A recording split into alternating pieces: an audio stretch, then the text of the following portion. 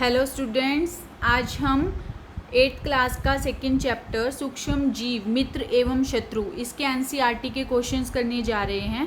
तो आप वीडियो को एंड तक ज़रूर देखें और अगर आपको मेरी वीडियो पसंद आती है तो आप इसे लाइक और सब्सक्राइब करना ना भूलें। तो शुरू करते हैं एनसीईआरटी के अभ्यास के क्वेश्चन। पहला क्वेश्चन है, रिक्त स्थानों की पूर्ति कीजिए। सूक्ष्म जीवों को डैश की सहायता से देखा जा सकता है। तो हमने जैसे अपने चैप्टर में पढ़ा था कि सूक्ष्म जीवों को वो इतने छोटे होते हैं कि हम उन्हें नंगी आंखों से नहीं देख सकते। तो उन्हें देखने के लिए हमें किसी इंस्ट्रूमेंट की ज़रूरत पड़ती है, किसी अपरेटस की ज़रूरत पड़ती है। तो उसे क्या बोलेंगे हम? सूक्ष्मदर्शी। तो यानी कि सूक्ष्म जीवों को किसकी सहायता से देखा जा सकता है? सूक्ष्मदर्शी की सहायता से ही देखा जा सकता है। नेक्स्ट क्वेश्चन है, हरे नीले शैवाल वायु से डैश का स्थिरीकरण करते हैं जिससे मिट्टी की उर्वरता में वृद्धि होती है। हमने पढ़ा था कि एक तरह का बैक्टीरिया होता है, उस बैक्टीरिया का नाम क्या होता है? राइजोबियम। जो राइजोबियम बैक्टीरिया है वो क्या करते हैं? नाइट्रोजन का स्थिरीकरण करते हैं। वायु से किस चीज़ का स्थिरीकरण करते हैं? नाइट्रोजन का स्थिरीकरण करते हैं और जिससे जो मिट्टी की उर्वरता है वो बढ़ जाती है। नेक्स्ट है, अल्कोहल का उत्पादन डैश नामक सूक्ष्म जीव की सहायता से किया जाता है। अल्कोहल का उत्पादन करने के लिए कौन सा सूक्ष्म जीव सहायता करता है? कौन कर? Yes, yeast.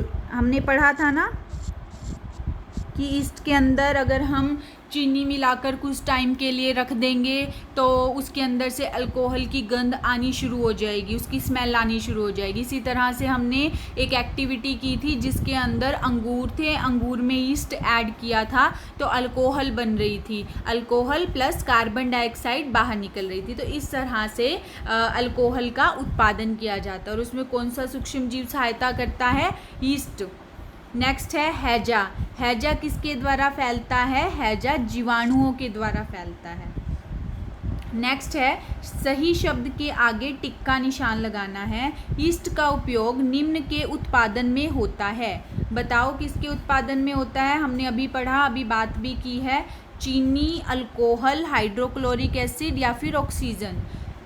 यस, तो ईस्ट का उपयोग अल्कोहल के उत्पादन में होता है।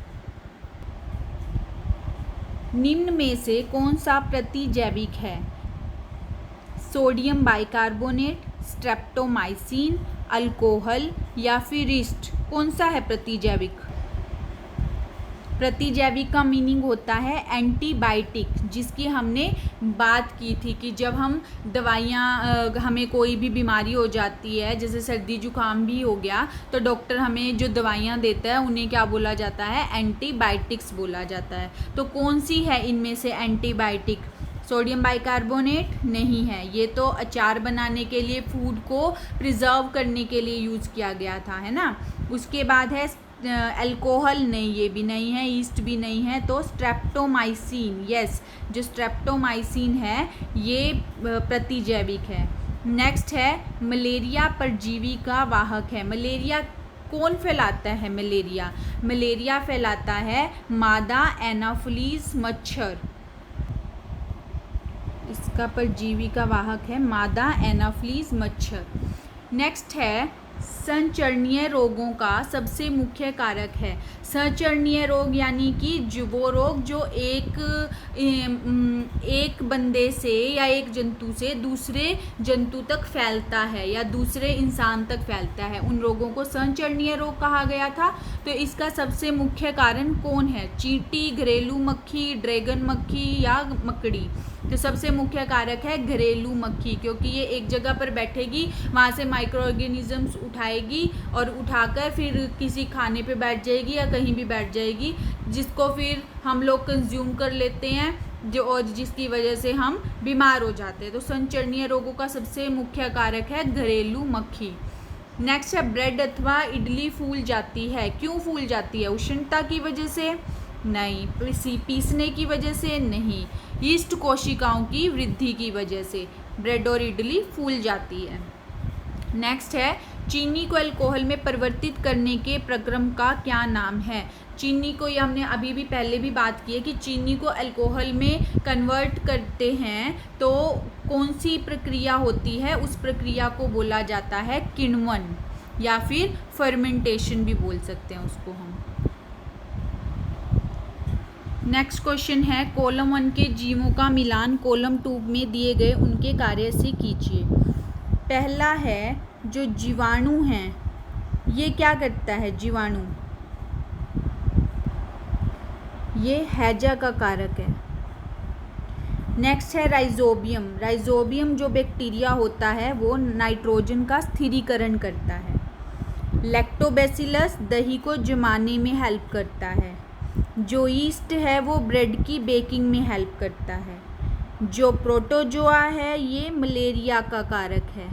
और जो विषाणु है यानी वायरस वो एड्स का कारक है। तो इस तरह से हमने कॉलम 1 का कॉलम 2 से मिलान किया है। नेक्स्ट क्वेश्चन है क्या सूक्ष्म जीव बिना यंत्र की सहायता से देखे जा सकते हैं? यदि नहीं तो ये कैसे देखे जा सकते हैं?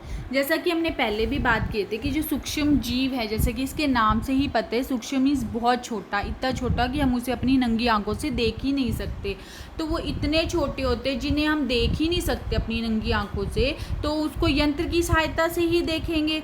तो पहले क्वेश्चन का तो आंसर है नहीं, सूक्ष्म जीव बिना यंत्र की सहायता से नहीं देखे जा सकते।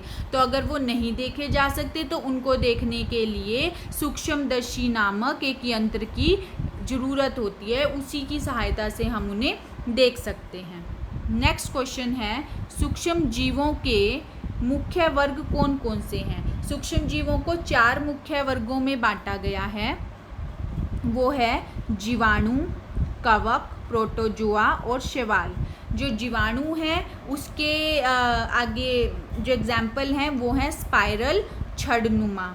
जो कवक है उसका है एस्परजिलस पेनिसिलियम।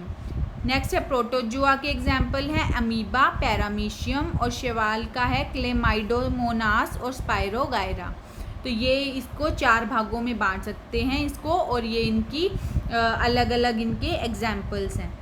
नाउ वायुमंडलीय नाइट्रोजन का मिट्टी में स्थिरीकरण करने वाले सूक्ष्म जीवों के नाम लिखिए। यह हमने बहुत बार डिस्कस किया है कि वायुमंडल में जो नाइट्रोजन होती है वो मिट्टी में जो उसका स्थिरीकरण करते हैं उन जीवों को, उन बैक्टीरिया को बोला जाता है राइजोबियम।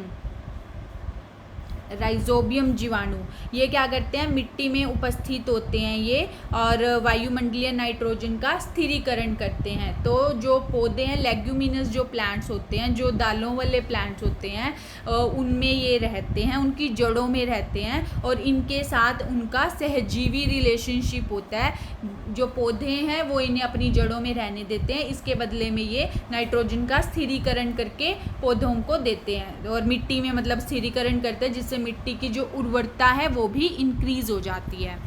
नेक्स्ट हम पढ़ेंगे कि हमारे जीवन में उपयोगी सूक्ष्म जीवों के बारे में 10 पंक्तियां लिखनी है। कि हमने ये पढ़ा भी है कि सूक्ष्म जीवी हमारे लिए उपयोगी, हमारे मित्र हैं। तो कैसे कैसे हमारे मित्र हैं? सबसे पहले देखो, जो जीवाणु है, जो बैक्टीरिया है, दूध को दही में कन्वर्ट करते हैं, लैक्टोबैसिलस हैं जो, ठीक है। और ये जो राइजोबियम है ये नाइट्रोजन का फिक्सेशन करते हैं। ब्रेड बनाने में, केक बनाने में हेल्प करते हैं ये। फर्मेंटेशन में हेल्प करते हैं। चीनी है उसको अल्कोहल में कन्वर्ट करते हैं, तो यानी कि ये अल्कोहल, शराब या एसिटिक एसिड बनाने में हेल्प करते हैं। इसके साथ साथ ये मेडिसिन में हेल्प करते हैं, हम दवाइयों में, औषधियों में। तो मनुष्य और जंतु हैं तो बीमारियों से बचेंगे हम मेडिसिन में जब इसका यूज़ हुआ। इसके साथ साथ टीकाकरण होता है, उसके अंदर भी क्या है, बैक्टीरियाज ही होते हैं। पर्यावरण को स्वच्छ और संतुलित रखने में भी इसका इस्तेमाल किया जाता है, क्योंकि खाद है, खाद में कन्वर्ट कर देते हैं ये जो गले सड़े पत्ते हैं या फिर जो जीव जंतु जो मर जाते हैं उनको कन्वर्ट कर देते हैं खाद में, जिसकी वजह से मिट्टी की उर्वरता भी बढ़ जाती है, फिर आगे पौधे उनको ले लेते हैं। इसके साथ साथ पर्यावरण को भी संतुलित रख लिया इन्होंने, स्वच्छ कर दिया, और औषधि दवा बनाने में भी इन्होंने हेल्प कर दी, मृदा की उर्वरता भी बढ़ा दी, टीका बनाने में भी योगदान होता है इनका, और हमारा जो खाना है वो जल्दी ख़राब ना हो उसके लिए भी ये हम सहायक होते हैं। इसके साथ साथ जो पेड़ पौधे हैं उनको भी रोगों से बचाने के लिए वो ये हेल्पफुल होते हैं। तो ये हमारी 10 पंक्तियाँ हमने लिखी है जो कि उपयोगी सूक्ष्म जीवों के बारे में है। नेक्स्ट क्वेश्चन है, मलेरिया परजीवी का वाहक है। मलेरिया जो परजीवी है उसका वाहक कौन है? उसका वाहक है मादा एनाफिलीज मच्छर। ये हम कर चुके हैं। नेक्स्ट क्वेश्चन है, सूक्ष्म जीवों द्वारा होने वाली हानियों का विवरण। अभी हमने पढ़ा था कि सूक्ष्म जीवों के से लाभ हमें क्या क्या होते हैं। अब सूक्ष्म जीवों के द्वारा हानियाँ क्या क्या हो सकती हैं हम ये पढ़ेंगे। तो जो सूक्ष्म जीव हैं क्या करते हैं, हमारे खाने के अंदर अगर बाहर रह गया सपोज करो तो हमारे खाने को दूषित कर देते हैं, तो पौधों को खराब कर देते हैं, खाद्यान्नों को नष्ट कर देते हैं और रोग उत्पन्न कर देते हैं मनुष्य में, एक मनुष्य से दूसरे मनुष्य में फैल जाते हैं। जैसे कि हमने अपनी जो पिछली वीडियो बनाई है जहाँ पे हमने पूरा चैप्टर डिस्कस किया तो वहाँ पे हमने कोरोना वायरस का भी एग्जाम्पल दिया है। तो सबसे जो आजकल के टाइम में चला हुआ है तो सबसे ज़्यादा मतलब जो वायरस है इम्पोर्टेंट है, जिसे हमें जिसके बारे में जानकारी होनी चाहिए। और कुछ जीवाणु ऐसे हैं जो नाइट्रेट को नाइट्रोजन में बदल के फिर भूमि की उपजाऊ शक्ति को कम भी कर देते हैं, जिसकी वजह से नाइट्रोजन साइकिल चलता है। कुछ कवक पौधों को संक्रमित करके उनमें रोग भी उत्पन्न कर देते हैं। कुछ से चर्म रोग भी होते हैं, दाद खाज खुजली भी हो जाती है। और कुछ हमारे जो खाद्य पदार्थ हैं उनको भी विषैला बना देते हैं, अगर हम वो खा लें तो हमारी मृत्यु भी हो सकती है। तो और कुछ कवक ऐसे हैं जो चमड़े लकड़ी खाने के सामान को भी नष्ट कर देते हैं। तो ये सारी जो हैं हानियाँ हैं जो कि सूक्ष्म जीवों के द्वारा हो सकती हैं। अब हम बात करते हैं नेक्स्ट क्वेश्चन, प्रतिजैविक क्या है और प्रतिजैविक लेते समय कौन कौन सी सावधानियां बरतनी चाहिए। कि प्रतिजैविक मीन्स एंटीबायोटिक्स। एंटीबायोटिक्स कौन सी होती हैं, जब हम बीमार पड़ते हैं डॉक्टर के पास जाते हैं तो हमें कुछ दवाइयां देता है। जैसे हमें अगर सर्दी जुकाम हो गया तो उसने हमें जो दवाइयाँ दी वो उन्हें बोलते हैं प्रतिजैविक या फिर एंटीबायोटिक्स बोलते हैं। वो जो एंटीबायोटिक्स हैं वो क्या करते हैं, हमारे शरीर के अंदर रोग प्रतिरोधक क्षमता को बढ़ाते हैं। हमारा शरीर लड़ता है उस बीमारी से, जो भी हमें बीमारी हुई है उससे लड़ता है। तो जो प्रतिजैविक है ये बीमारी पैदा करने वाले जो सूक्ष्म जीव हैं उनको नष्ट कर देती हैं। जो प्रतिजैविक हैं या ये जो एंटीबायोटिक्स हैं उन्हें नष्ट कर देती हैं या फिर उनकी वृद्धि को रोक देते हैं। तो इसके जो एग्जाम्पल्स हैं वो है टेट्रासाइक्लिन, स्ट्रेप्टोमाइसिन, एरिथ्रोमाइसिन। तो हम लोग जो प्रतिजैविक हैं वो खुद नहीं कभी भी लेनी चाहिए। ये सावधानी सबसे ज़्यादा जो हमें बरतनी चाहिए वो ये है कि खुद से मत लो, उससे के लिए पहले डॉक्टर की सलाह लेनी चाहिए। अगर डॉक्टर आपको प्रिस्क्राइब करता है तभी हमें ये जो प्रतिजैविक दवाइयाँ हैं वो लेनी चाहिए और उसका जो कोर्स है वो भी पूरा करना चाहिए। अगर हम वो कोर्स पूरा नहीं करते तो जो वृद्धि है वो पूरी तरह से नहीं रुकती सूक्ष्म जीवों की, दोबारा से उनकी वृद्धि होनी शुरू हो जाती है। जैसे कई बार हम करते हैं कि एक दिन हमने दवाई खाई और कोर्स पूरा नहीं किया, अगले दिन कि हम अब ठीक है अब हम अगले दिन खाएंगे नहीं, तो हमने छोड़ दिया। तो कई बार क्या होता है कि जो अगर हमारे बॉडी के अंदर रोग प्रतिरोधक क्षमता हमारी कम है तो जो सूक्ष्म जीव हैं वो दोबारा से बढ़ने शुरू हो जाते हैं। अगर हम कोर्स को पूरा नहीं करते हैं तो हम ठीक नहीं हो पाते, तभी ज़्यादा टाइम लग जाता है हमें ठीक होने के लिए। इसीलिए सबसे पहला कि जो प्रतिजैविक दवाइयाँ हैं वो डॉक्टर की सलाह पर ही लेनी चाहिए। दूसरा उसका कोर्स पूरा करना चाहिए और नहीं तो नेक्स्ट टाइम भी जब हम वो दवाई लेंगे तो वो हमारी बॉडी पर उतनी ज़्यादा असरदार नहीं होती और हमें ठीक होने में भी ज़्यादा टाइम लगेगा। तो स्टूडेंट्स इसी के साथ हमारा ये चैप्टर ख़त्म होता है। एनसीईआरटी के अभ्यास के क्वेश्चंस ख़त्म होते हैं। अगर आपको फिर भी कोई प्रॉब्लम है या कोई क्वेश्चन समझ नहीं आया या कोई टॉपिक समझ नहीं आया तो आप मुझे कमेंट्स में बता सकते हैं, मैं उसको दोबारा से एक्सप्लेन कर दूँगी। और अगर आपको इस किसी भी क्वेश्चन को और डिटेल में देखना है तो आप मेरी वीडियो पर जाकर देख सकते हैं, उसके लिंक्स मैं डिस्क्रिप्शन में डाल दूँगी। अगर आपको मेरी वीडियो पसंद आई है और इन्फॉर्मेटिव लगी है तो प्लीज़ इसे लाइक और सब्सक्राइब करना ना भूलें। Thank you.